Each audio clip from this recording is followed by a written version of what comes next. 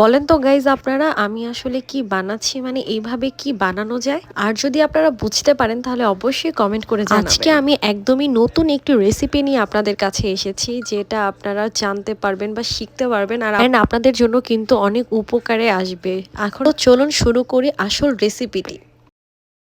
আজকে কিন্তু ঘরে বসে চাউমিন বানাবো এবং চাউমিন বানিয়ে তারপরে চাউমিন রান্নাও করব। সো ফার্স্টে চাউমিনের ডোটা বানিয়ে নিলাম, মানে শুধু আটা বা ময়দা দিয়ে দুটি ডিম দিয়ে ফেটে ভালো করে মিক্সড করে আপনারা কিন্তু এই চাউমিনের ডোটা বানাতে পারবেন। সাথে কিন্তু পরিমাণ মতো মানে স্বাদ মতো একটু লবণ দিয়ে দিবেন। এখন আমি একটি বোতলের মধ্যে ভরে নিচ্ছি সেই চাউমিনের ডোটি, অ্যান্ড এর আগে কিন্তু অবশ্যই বোতলের মুখটাকে একটু ছিদ্র করে নিয়েছিলাম। চাউমিন যতটুকু পরিমাণে মোটা করা লাগবে সেই পরিমাণে বোতলের মুখটা ছিদ্র করে নিয়েছি, এবং এখন একটু হালকা তেল দিয়ে কড়াইয়ের মধ্যে টিস্যু দিয়ে মুছে দিলাম। তারপরে ওই বোতল থেকে এই চাউমিনটা বানানোর ট্রাই করছিলাম। এটা কিন্তু একদম নতুন আর খুব স্পেশাল একটি রেসিপি, আপনাদের সবার জন্য কিন্তু অনেক বেশি কাজে আসবে।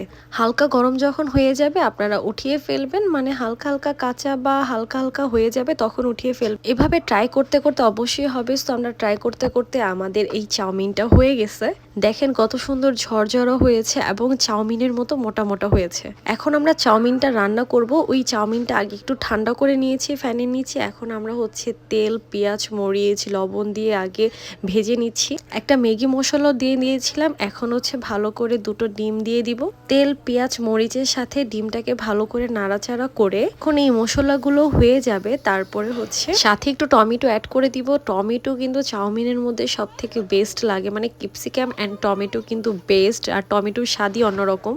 অ্যান্ড সাথে একটু সয়া সস দিয়ে দিব আর লবণও দিয়ে দিব। সয়া সস, লবণ দিয়ে তারপরে আবার ভালো করে সবকিছু মিক্সড করে নিব। তারপরে চাউমিনটা দিয়ে দিব। দেখলেন তো আপনারা চাউমিনটা যে আসলে কত সুন্দর হয়েছে আর এত সুন্দর ঝরঝর হয়েছে। আপনারা কিন্তু অবশ্যই বাসায় বসে ট্রাই করবেন। সো এখন আমাদের চাউমিন রান্না করা শেষ। আমরা এখানে কাজিনরা সবাই একসাথে ছিলাম। এখন আমরা আড্ডা মারবো আর চাউমিন খাবো। আর 1 কাপ চা না হলেই তো না, কাজিনরা যেখানে আছে সেখানে তো 1 কাপ চা হতেই হবে। আর আমাদের সবার চা খুব পছন্দ। আমরা সেদিন কিন্তু সারাদিন একসাথে কাজিনরা ছিলাম। সো আমরা একটা ডিনার পার্টিও করেছি, আর এই ডিনার পার্টির আয়োজন কিন্তু আমাদের ভাস্তি জান্নাত করেছে। অ্যান্ড আমরা একটা লাস্টে বুমরিং নিয়ে নিলাম। সবাইকে আল্লাহ হাফেজ।